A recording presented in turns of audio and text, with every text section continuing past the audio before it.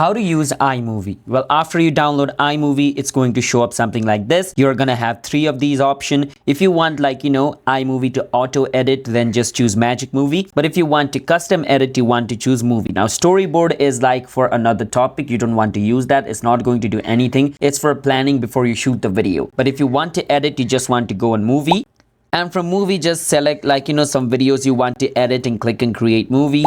And then over here, you guys can see the video is on timeline. Now you want to click on the video. Once the video is highlighted, now you can click on the scissor icon to split, detach or duplicate it. Or you can click on this icon to slow the video or speed the video. You can choose this volume icon to increase or decrease the volume. You can click on T to choose the type of text you want to add and add them at the top over here. You can also click on this little, icon at the bottom right corner to choose colors for your videos like this. And after everything is done, just click on done at the top right, and then you want to click on the arrow pointing up at the bottom in the middle, and you can click on export project to export this video and save it in your gallery. Hope you understand. Subscribe to our channel for more videos like this.